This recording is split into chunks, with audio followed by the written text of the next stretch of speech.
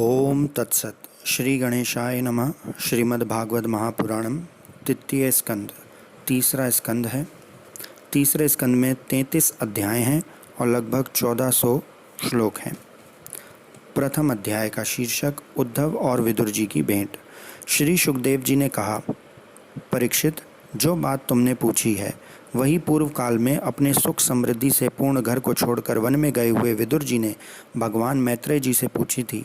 जब सर्वेश्वर भगवान श्री कृष्ण पांडवों के दूत बनकर गए थे, तब वे दुर्योधन के महलों को छोड़कर उसी विदुर जी के घर में उसे अपना ही समझकर बिना बुलाए चले गए थे। राजा परीक्षित ने पूछा, प्रभु, ये तो बतलाइए कि भगवान मैत्रेय के साथ विदुर जी का समागम कहाँ और किस समय हुआ था। पवित्र आत्मा विदुर ने महात्मा मैत्रेय जी से कोई साधारण प्रश्न नहीं किया होगा, क्योंकि उसे तो मैत्रेय जी जैसे साधु शिरोमणि अभिनंदन पूर्वक उत्तर देकर महिमामंडित किया था। सूत जी कहते हैं, सर्वज्ञ सुखदेव जी ने राजा परीक्षित के इस प्रकार पूछने पर अति प्रसन्न होकर कहा, सुनो।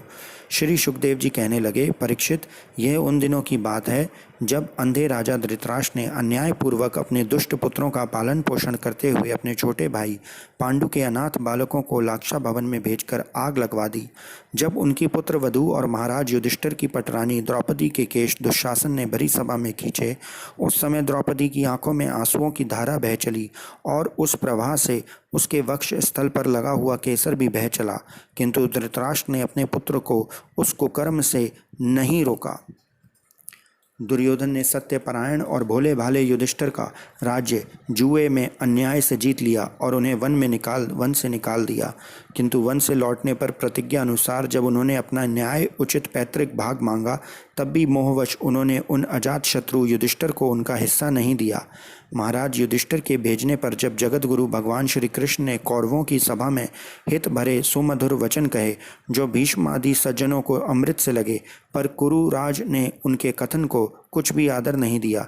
देते कैसे, उनके तो सारे पुण्य नष्ट हो चुके थे।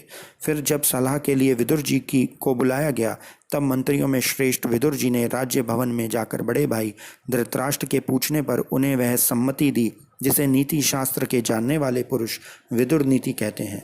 उन्होंने कहा, महाराज, आप अजात शत्रु महात्मा युधिष्ठिर को उनका हिस्सा दे दीजिए। वह आपके ना सहने योग्य अपराध भी सह रहे हैं। भीम रूपी काले नाग से तो आप भी बहुत डरते हैं। देखिए, वह अपने छोटे भाइयों के सहित बदला लेने के लिए बड़े क्रोध से फुफकार मार रहा है। आपको पता नहीं, भगवान श्री कृष्ण ने पांडवों को अपना लिया है।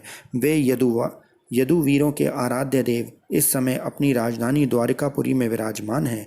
उन्होंने पृथ्वी के सभी बड़े बड़े राजाओं को अपने अधीन कर लिया है तथा ब्राह्मण और देवता भी उन्हीं के पक्ष में हैं। जिसे आप पुत्र मानकर पाल रहे हैं तथा जिसकी हाँ में हाँ मिलाते जा रहे हैं, उस दुर्योधन के रूप में तो मूर्तिमान दोष ही आपके घर में घुसा बैठा है। यह तो साक्षात भगवान श्री कृष्ण से द्वेष करने वाला है। इसी के कारण आप भगवान श्री कृष्ण से विमुख होकर श्रीहीन हो रहे हैं। अतएव यदि आप अपने कुल की कुशल चाहते हैं तो इस दुष्ट को तुरंत ही त्याग दीजिए।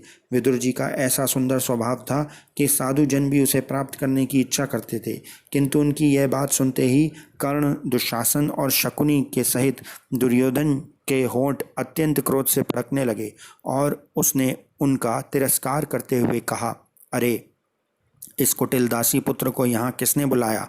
यह जिनके टुकड़े खा खा कर जीता है, उन्हीं के प्रतिकूल होकर शत्रु का काम बनाना चाहता है। इसके प्राण तो मत लो, परंतु इसे हमारे नगर से तुरंत बाहर निकाल दो। भाई के सामने ही कानों में बाण के समान लगने वाले इन अत्यंत कठोर वचनों से मर्माहत होकर भी विदुर जी कुछ बुरा न माना और भगवान की माया को प्रबल समझकर अपना धनुष राजद्वार पर रख दे के वे हस्तिनापुर से चल दिए। कौरवों को विदुर जैसे महात्मा बड़े पुण्य से प्राप्त हुए थे। वे हस्तिनापुर से चलकर पुण्य करने की इच्छा से भूमंडल में तीर्थपाद भगवान के क्षेत्रों में विचरने लगे, जहाँ श्री हरि, ब्रह्मा, रुद्र, अनंत आदि अनेकों मूर्तियों के रूप में विराजमान हैं। जहाँ जहाँ भगवान की प्रतिमाओं से सुशोभित तीर्थ स्थान, नगर, पवित्र वन, पर्वत, निकुंज और निर्मल जल से भरे हुए नदी, सरोवर आदि थे, उन सभी स्थानों में वे अकेले ही विचरते रहे।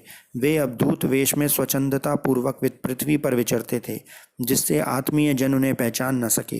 वे शरीर को सजाते न थे, पवित्र और साधारण भोजन करते, शुद्ध वृत्ति से जीवन निर्वाह करते, प्रत्येक तीर्थ में स्नान करते, जमीन पर सोते और भगवान को प्रसन्न करने वाले व्रतों का पालन करते रहते थे।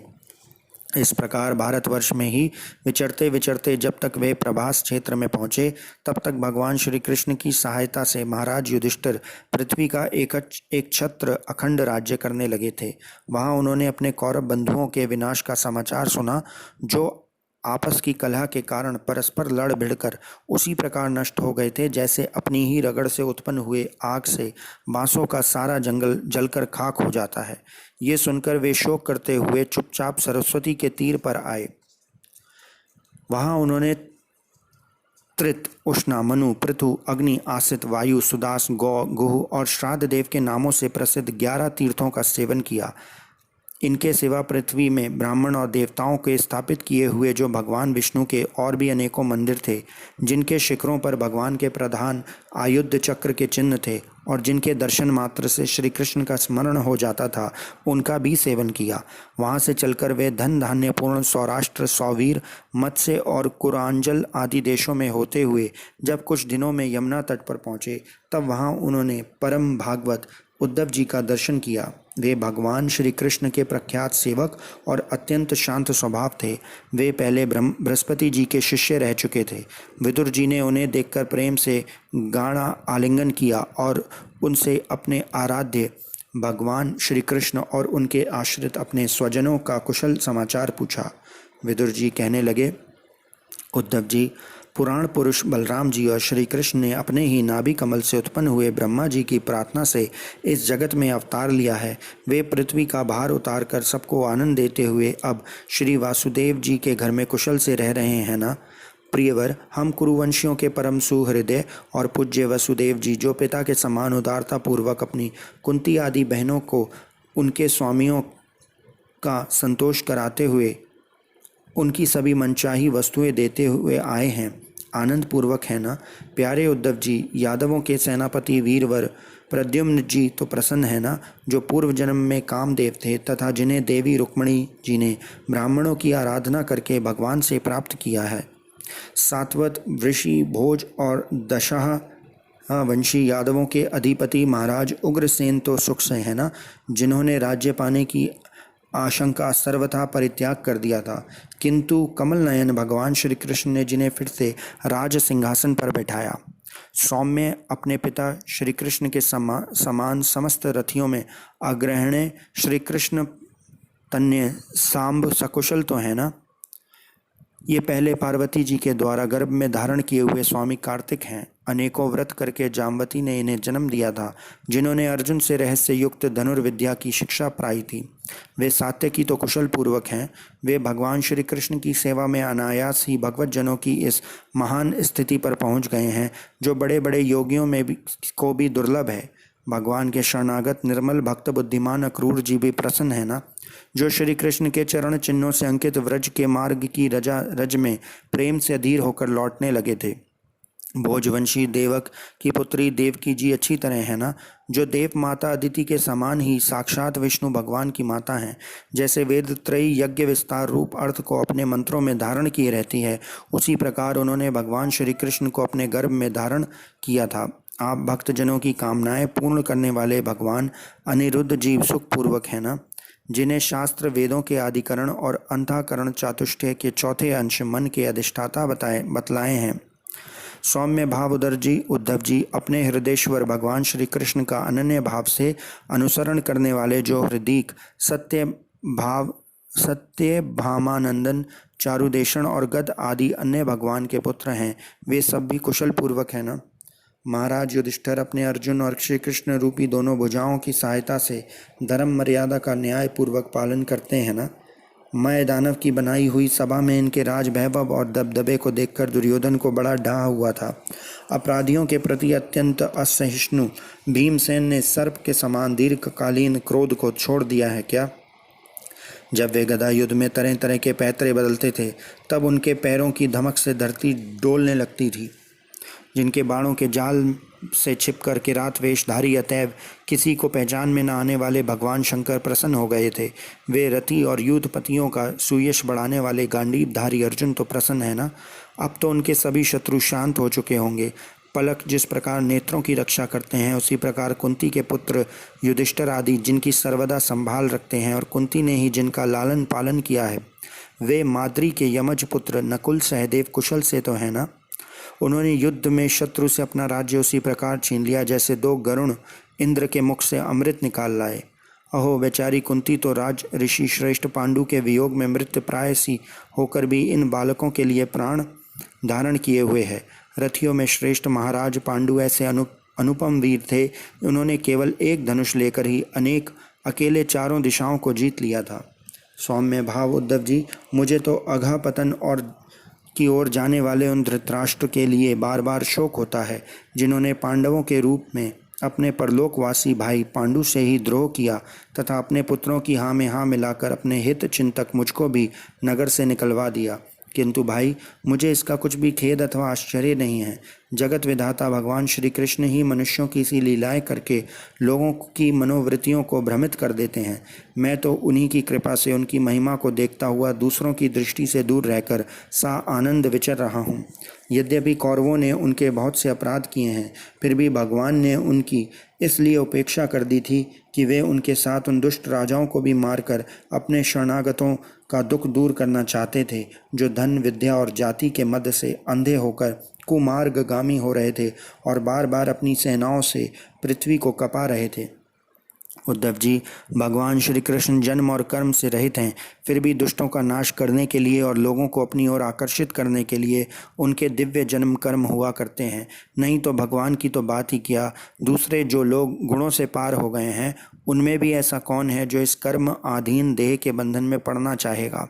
अतः मित्र, जिन्होंने अजन्मा होकर भी अपनी शरण में आए हुए समस्त लोकपाल और आज्ञाकारी भक्तों का प्रिय करने के लिए यदुकुल में जन्म लिया है, उन पवित्र कीर्ति श्री हरि की बात सुनाओ। इति श्रीमद्भागवते महापुराणे परमहंस्यां साहित्यां तृतीय स्कंधे विदुर उद्धव संवाद प्रथमोऽध्याय। अब हम पाठ करते हैं तीसरे स्कंध के दूसरे अध्याय का। तीसरे स्कंध के दूसरे अध्याय का शीर्षक है उद्धव जी द्वारा भगवान की बाल लीलाओं का वर्णन। श्री सुखदेव जी कहते हैं, अब विदुर जी ने परम भक्त उद्धव से इस प्रकार उनके प्रियतम श्री कृष्ण से संबंध रखने वाली बातें पूछीं। तब उन्हें अपने स्वामी का स्मरण हो आया और वे हृदय भर आने के कारण कुछ भी उत्तर ना दे सके। जब ये 5 वर्ष के थे, तब बालकों की तरह खेल ही खेल में श्री कृष्ण की मूर्ति बनाकर उनकी सेवा पूजा में ऐसे तन्मय हो जाते थे कि कलेवे के लिए माता के बुलावे पर भी उसे छोड़कर नहीं जाना चाहते थे। अब तो दीर्घ काल से उन्हीं की सेवा में रहते रहते ये बूढ़े हो चले थे। अतः विदुर जी के पूछने से उन्हें अपने प्यारे प्रभु के चरण कमलों का स्मरण हो आया। उनका चित्त विरह से व्याकुल हो गया। फिर वे कैसे उत्तर दे सकते थे। उद्धव जी श्री कृष्ण के चरणाविंद मकरंद सुधा से सराबोर होकर 2 घड़ी तक कुछ भी नहीं बोल सके। तीव्र भक्ति योग से उसमें डूबकर वे आनंद मग्न हो गए। उनके सारे शरीर में रोमांच हो आया तथा मूंदे हुए नेत्रों से प्रेम के आंसुओं की धारा बहने लगी। उद्धव जी को इस प्रकार प्रेम प्रवाह में डूबे हुए देखकर विदुर जी ने उन्हें कृत्य माना। कुछ समय बाद जब उद्धव जी भगवान के प्रेम धाम से उतरकर पुनः धीरे धीरे संसार में आए, तब अपने नेत्रों को पोंछकर भगवान लीलाओं का स्मरण हो जाने से विस्मित हो विदुर जी से इस प्रकार कहने लगे। उद्धव जी बोले, विदुर जी, श्री कृष्ण रूपी सूर्य के छिप जाने से हमारे घरों को काल रूपी अजगर ने खा डाला। वे श्रीहीन हो गए हैं। अब मैं उनकी क्या कुशल सुनाऊं। ओह, ये मनुष्य लोग बड़ा ही अभागा है। इससे भी यादव तो नितांत भाग्यहीन है, जिन्होंने निरंतर श्री कृष्ण के साथ रहते हुए भी उन्हें नहीं पहचाना। जिस तरह अमृतमय चंद्रमा के समुद्र में रहते समय मछलियां उन्हें नहीं पहचान सकी थीं, यादव लोग मन के भाव को ताड़ने वाले, बड़े समझदार और भगवान के साथ एक ही स्थान में रहकर क्रीड़ा करने वाले थे। तो भी उन सब ने समस्त विश्व के आश्रय सर्व अंतर्यामी श्री कृष्ण को एक श्रेष्ठ यादव ही समझा। किंतु भगवान की माया से मोहित इन यादवों और इनसे व्यर्थ का वैर ठानने वाले शिशुपाल आदि की के अवहेलना और निंदा सूचक वाक्यों से भगवत परायण महानुभावों की बुद्धि भ्रम में नहीं पड़ती थी। जिन्होंने कभी तप नहीं किया, उन लोगों को भी इतने दिनों तक दर्शन देकर अब उनकी दर्शन लालसा को तृप्त किए बिना ही भगवान श्री कृष्ण अपने त्रिभुवन मोहन श्री विग्रह छिपाकर अंतर्ध्यान हो गए और इस प्रकार उन्होंने मानो उनके नेत्रों को ही छीन लिया। भगवान ने अपनी योग माया का प्रभाव दिखाने के लिए मानव लीलाओं के योग्य जो दिव्य श्री विग्रह प्रकट किया था, वह इतना सुंदर था कि उसे देखकर सारा जगत तो मोहित हो ही जाता था। वे स्वयं भी विस्मय हो जाते थे। सौभाग्य और सुंदरता की पराकाष्ठा थी उस रूप में। उसमें आभूषण, अंगों के गहने भी विभूषित हो जाते थे। धर्मराज युधिष्ठिर के राजसूय यज्ञ में जब भगवान के उस नयन अभिराम रूप पर लोगों की दृष्टि पड़ी थी, तब त्रिलोकी ने यही माना था कि मानव सृष्टि की रचना में विधाता की जितनी चतुराई है, सब इसी रूप में पूरी हो गई है। उनके प्रेम पूर्ण हास्य विनोद और लीलामय चितवन से सम्मानित होने पर व्रज बालाओं की आंखें उन्हीं की ओर लग जाती थीं। उनका चित्त भी ऐसा तल्लीन हो जाता था कि वे घर के काम धंधों को अधूरा ही छोड़कर जड़ पुतलियों की तरह खड़ी रह जाती थीं। चराचर जगत और प्रकृति के स्वामी भगवान ने जब अपने शांत रूप महात्माओं को अपने ही घोर रूप असुरों को सताए जाते देखा, तब वे करुणा भाव से द्रवित हो गए और अजन्मा होने पर भी अपने अंश बलराम जी के साथ काष्ठ में अग्नि के समान प्रकट हुए। अजन्मा होकर भी वसुदेव जी के यहाँ जन्म लेने की लीला करना, सबको अभय देने वाले होने पर भी मानो कंस के भय से व्रज में जाकर छिप रहना और अनंत पराक्रमी होने पर भी काल यवन के सामने मथुरापुरी को छोड़कर भाग जाना, भगवान की ये लीलाएं याद आकर मुझे बेचैन कर डालती हैं। उन्होंने जो देव की वसुदेव की चरण वंदना करके कहा, पिताजी माताजी, कंस का बड़ा भय रहने के कारण मुझसे आपको कोई सेवा ना बन सकी। आप मेरे इस अपराध पर ध्यान न देकर मुझ पर प्रसन्न हों। श्री कृष्ण की ये बातें जब याद आती हैं, तब आज भी मेरा चित्त अत्यंत व्यथित हो जाता है। जिन्होंने काल रूपी अपने भ्रुकुटी विलास से ही पृथ्वी का सारा भार उतार दिया था, उन श्री कृष्ण के पाद पद्म पराग का सेवन करने वाला ऐसा कौन पुरुष है जो उसे भूल सके। आप लोगों ने राजसूय यज्ञ में प्रत्यक्ष ही देखा था कि श्री कृष्ण से द्वेष करने वाले शिशुपाल को वह सिद्धि मिल गई जिसकी बड़े बड़े योगी भली भांति योग साधना करके स्पृहा करते रहते हैं। उनका विरह भला कौन सह सकता है। शिशुपाल के ही समान महाभारत युद्ध में जिन दूसरे योद्धाओं ने अपनी आँखों से भगवान श्री कृष्ण के नयन अभिराम मुख कमल का मकरंद पान करते हुए अर्जुन के बाणों से बिंधकर प्राण त्याग किया, वे पवित्र होकर सब के सब भगवान के परम धाम को प्राप्त हो गए। स्वयं भगवान श्री कृष्ण तीनों लोकों के अधीश्वर हैं। उनके समान भी कोई नहीं है, उनसे बढ़कर तो कौन होगा। वह अपने स्वतः सिद्ध ऐश्वर्य से ही सर्वथा पूर्ण काम हैं। इंद्र आदि असंख्य लोकपालगण नाना प्रकार की भेंटें ला लाकर अपने अपने मुकुटों के अग्रभाग से उनके चरण रखने की चौकी को प्रणाम किया करते हैं। विदुर जी, वे ही भगवान श्री कृष्ण राज सिंहासन पर बैठे हुए उग्रसेन के सामने खड़े होकर निवेदन करते थे, देव हमारी प्रार्थना सुनिए। उनके इस सेवा भाव की याद आते ही हम जैसे सेवकों का चित्त अत्यंत व्यथित हो जाता है। पापिनी पूतना ने अपने स्तनों से हलाहल विष लगाकर श्री कृष्ण को मार डालने की नियत से उन्हें दूध पिलाया था। उसको भी भगवान ने वह परम गति दी जो धाय को मिलनी चाहिए। उन भगवान श्री कृष्ण के अतिरिक्त और कौन दयालु हैं जिनकी शरण ग्रहण करें। मैं असुरों को भी भगवान का भक्त समझता हूँ, क्योंकि वैर भाव जनित क्रोध के कारण उनका चित्त सदा श्री कृष्ण में लगा रहता था और उन्हें रणभूमि में सुदर्शन चक्रधारी भगवान को कंधे पर चढ़कर झपटते हुए गरुण जी के दर्शन हुआ करते थे। ब्रह्मा जी की प्रार्थना से पृथ्वी का भार उतारकर उसे सुखी करने के लिए कंस के कारागार में वसुदेव देवकी के यहाँ भगवान ने अवतार लिया था। उस समय कंस के डर से पिता वसुदेव जी ने उन्हें नंद बाबा के व्रज में पहुंचा दिया था। वहाँ वे बलराम जी के साथ 11 वर्ष तक इस प्रकार छिपकर रहे कि उनका प्रभाव व्रज के बाहर किसी पर प्रकट नहीं हुआ। यमुना के उपवन में, जिसके हरे भरे वृक्षों पर कलरव करते हुए पक्षियों के झुंड रहते हैं, भगवान श्री कृष्ण ने बछड़ों को चराते हुए ग्वाल बालों की मंडली के साथ विहार किया था। वे व्रजवासियों की दृष्टि आकृष्ट करने के लिए अनेकों बाल लीला उन्हें दिखाते थे। कभी रोने से लगते, कभी हंसते और कभी सिंह शावक के समान मुग्ध दृष्टि से देखते। फिर कुछ बड़े होने पर वे सफ़ेद बैल और रंग बिरंगी शोभा की मूर्ति गौओं को चराते हुए अपने साथी गोपों को बांसुरी बजा बजा कर रिझाने लगे। इसी समय जब कंस ने उन्हें मारने के लिए बहुत से मायावी और मनमना रूप धारण करने वाले राक्षस भेजे, तब उनको खेल ही खेल में भगवान ने मार डाला। जैसे बालक खिलौनों को तोड़ फोड़ डालता है, कलिए नाग का दमन करके विष मिला हुआ जल पीने से मरे हुए ग्वाल बालों और गौओं के जीवित कर उन्हें कालिए देह का निर्दोष जल पीने की सुविधा कर दी। भगवान श्री कृष्ण ने बड़े हुए धन का सद्व्यय कराने की इच्छा से श्रेष्ठ ब्राह्मणों के द्वारा नंद बाबा से गोवर्धन पूजा रूपी गोयज्ञ करवाया।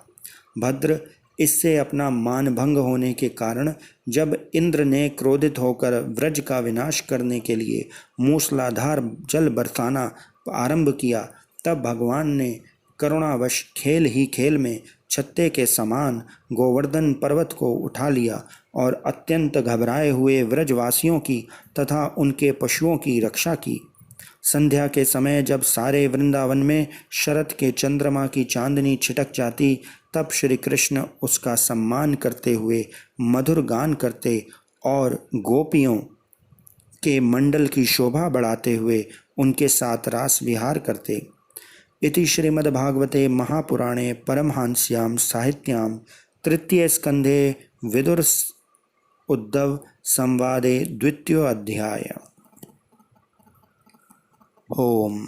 कृपया चैनल को सब्सक्राइब करें ताकि हम श्रीमद् भागवत की और वीडियोस बना सकें।